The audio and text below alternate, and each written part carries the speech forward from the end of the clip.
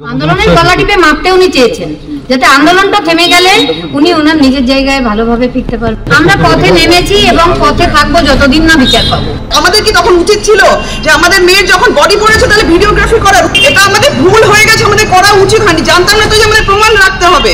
বারবার মিথ্যা কথা বলছি, এগুলো কেন, কিসের জন্য এগুলো?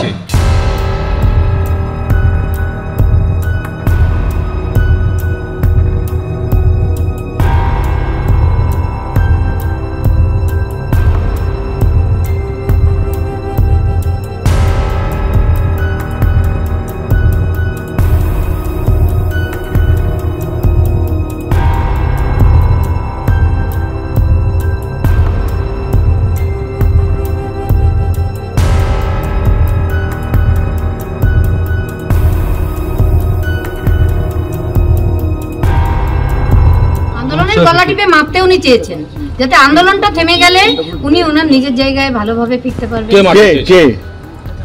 পুলিশ প্রশাসন, হসপিটাল প্রশাসন, সব প্রশাসনের তরফ থেকেই হয়েছে। এটা মাসে 23 জন কেন, অনেক 23 জন কেন, এক মাসে অনেক পেশেন্ট মারা যায়, ক্রিটিক্যাল পেশেন্ট।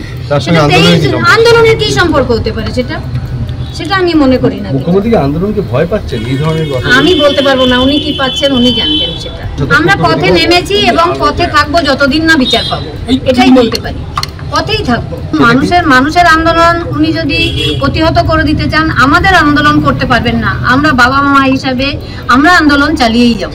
সবাই রাজ্যে জাস্টিস চাইছে, এই সময় পুজোয় ফিরতে বলছে, উৎসবে ফিরতে বলছে, এটা কতটা অমানবিক বলে মনে হচ্ছে? আমার অমানবিক মনে হচ্ছে, কারণ আমি তো মেয়ের মা, আমি তো সন্তান হারিয়েছি, তাই আমার অমানবিক মনে হচ্ছে। ভয় পাচ্ছেন আন্দোলন?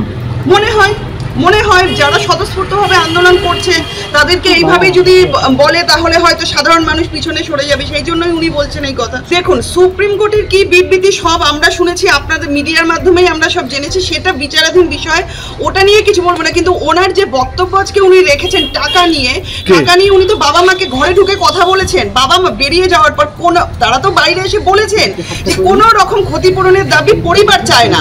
উনি প্রপোজাল দিয়েছিলেন কম্পেনসেশন একটা পায়, যেহেতু অন ডিউটি ডক্টর ছিলেন, তাই তখন আমার দাদা দিদি যারা ছিলেন তারা বলেছেন যে হ্যাঁ নেব ম্যাডাম, কিন্তু যেদিনকে আমার মেয়ে সুবিচার পাবে সেদিনকে আমি নিজে গিয়ে আপনার দপ্তর থেকে নিয়ে আসবো, এই কথাটা বলেছেন। কিন্তু তারপরে উনি বলেছেন পুলিশের তরফ থেকে কোনো টাকা দেওয়া হয়নি।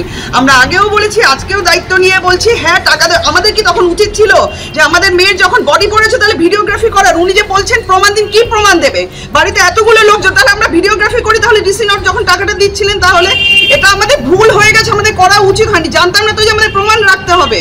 যদি রাখতে হতো প্রমাণ, জানতাম না, তাহলে আমরা ভিডিওগ্রাফি করতাম। মেয়ের বডিকে ছেড়ে, কান্নাকাটি ছেড়ে, পরিবার যখন ছিল তাহলে আমরা ভিডিওগ্রাফি করতাম।